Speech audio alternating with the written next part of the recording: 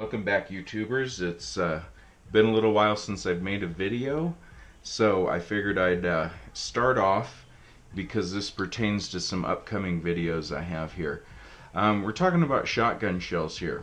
So let's say you go out and buy a couple different brands of shotgun shells, no matter what the size of shot is, and your shotgun says it holds 5, it says it holds 7, it doesn't matter how many it says it holds, but you go to put shells in and you're down a shell. Well, why is that? That all comes down to the crimp of the shotgun shell. Both of these shells that I'm holding right now, they are both 2 3/4 inch shells. So what's the difference? If we look at the crimp on the end of these here, the one on the right in red is a star crimp.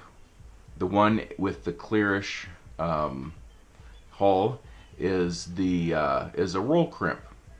Now the difference is there's a card on top of the roll crimp, and the roll crimp holds that card in place to keep all the shot from rolling down your barrel before you fire the shot. The star crimp actually uses the hull itself crimped over, and that opens up as soon as the shot's fired. The way shells are measured is once that hull is completely unfolded, they're measured at 2 3/4 inches.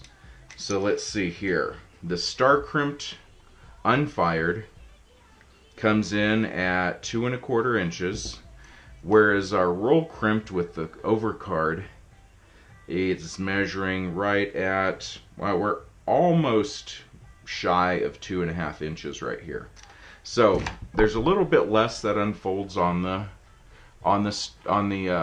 roll crimp versus the star crimp, and you can see the difference, which is let's measure here. It's probably about 1/4 inch difference. Let's see that here. I'm trying to fumble around my camera here. So yeah, we're about a 1/4 inch difference there, unfired. So if your magazine tube says it holds 7 and you can only get 6 of the roll crimp in, that's the reason, because the overall length on this shell is actually longer than the star crimp, but they're still 2 3/4 inch shells, and the reason again is because of the way they are crimped. Now when you do, so most of the regular shotguns, I haven't had an Ithaca 37 for a long time, and I haven't even had an 870 for a while, but I really don't ever recall having any capacity issues with my Remington 870, and the current Mossbergs I have, they all hold somewhat the rated capacity, and I'll talk about that a little bit later in my videos. Mossberg likes to use the +1 nomenclature on their magazine capacity to rate their shotguns, which is a little misleading and it's a little irritating, but hell, Mossbergs work, so what are we going to cry about?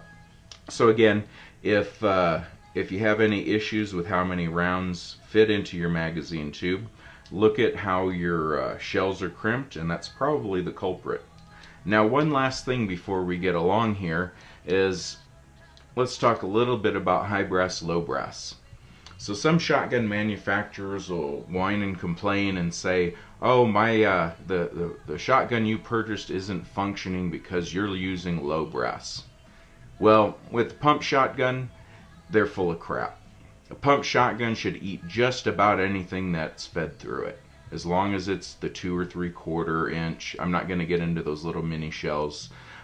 Some work with them, some don't. But as far as blaming the brass height for failures, I think that's a bunch of crap. That goes back to the days when these holes used to be made out of paper, and the powder used was black powder. If you wanted a higher velocity shotgun shell, you would add more black powder. Not like today where they have faster burn rates and all these different things for the powders, but in the black powder days, you wanted something to go faster, you added more powder.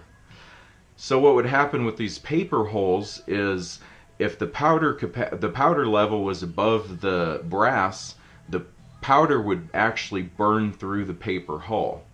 So higher velocity meant higher brass.